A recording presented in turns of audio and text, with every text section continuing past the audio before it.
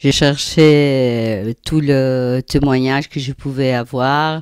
Elle était une femme assez secrète. Elle a vécu toutes les aventures du XXe siècle, c'est-à-dire qu'elle est née en Argentine, après ils sont allés avec son compagnon en Patagonie, et après en France, en Espagne, le moment de la République espagnole, après en France, à Paris, ils ont vécu à Paris, après en Allemagne, et ils étaient là-bas quand le nazisme a surgi. Et après, bon, ils sont allés en Espagne et Mika est devenue capitaine. Ce qui était assez extraordinaire parce qu'en 1936, une femme qui commandait des hommes, c'était quelque chose de très extraordinaire. Et c'était ces miliciens qui l'ont choisi. Elle a vécu des énormes aventures. Moi, si je l'avais inventée, elle serait invraisemblable.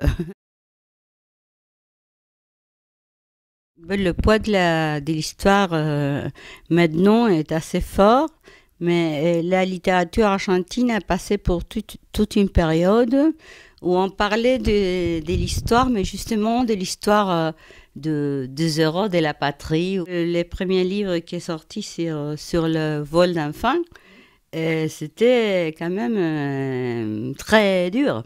On ne trouvait pas une maison d'édition qui voulait les publier en Argentine. Et alors que bon, maintenant, les choses ont changé dans la littérature et disons dans l'histoire, dans la vie sociale de notre pays, mais ça continue à poser un problème. Parce que c'est-à-dire, il y a des écrivains qui s'occupent de l'histoire, mais il y en a d'autres qui pensent qu'il ne faut pas se mêler à ces choses-là. C'est comme si la réalité, c'était pas vraiment un sujet littéraire.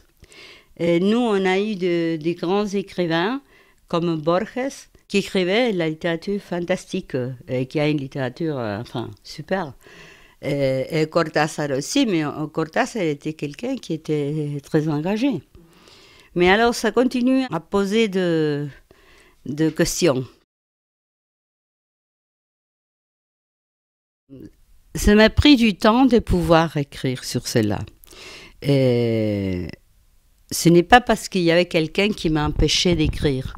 Parce que je commençais à écrire et après je publiais un livre 20 ans après les coups militaires. Mais c'est le moment où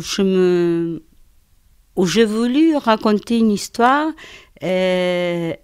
et moi-même, je ne savais pas à quel point ça allait me faire...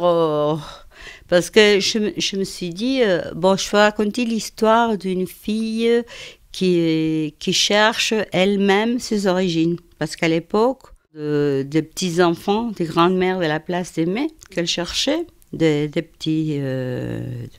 ce petit-fils, mais il n'y avait pas une jeune fille ou un garçon qui cherchait. Et là, j'étais en 1976, à cette époque-là, et là, je me sens, c'est-à-dire la peur que je sentis en ce moment me pousse, si vous voulez, à écrire. Et aussi, dans un moment, c'était clair et net que je voulais qu'on sache que pendant la dictature, on a volé des enfants. Et c'est pas qu'on les a adoptés, on les a volés. Et les mères, elles étaient assassinées. Et alors que c'est quelque chose de très fort, moi je l'ai construit d'une façon littéraire comme un thriller, mais c'est à partir de ce moment que je pus parler. J'ai eu de problèmes parce que j'ai écrit beaucoup d'années avant. Et après, je suis allée vivre en Argentine. Et c'est-à-dire que le moment que j'ai écrit, il y a deux jeunes qui ont connu ce roman, des enfants des disparus, une association qui s'appelle Hijos. Ils ont écrit une lettre très émouvante aux personnages, pour parler aux jeunes. Et ça me plaît énormément parce que je sens que ça se produit une communication qui est très proche parce que l'identité est un sujet qui intéresse les adolescents.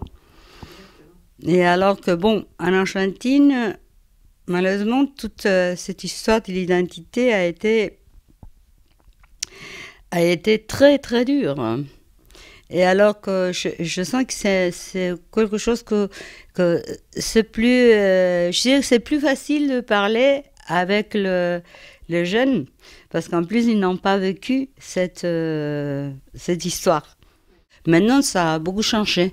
Mais il y a beaucoup de monde qui ne voulait pas du tout qu'on le sache, parce qu'il y a beaucoup des enfants, enfin, maintenant, ils sont des hommes et des femmes, mais qui n'ont pas encore trouvé l'identité.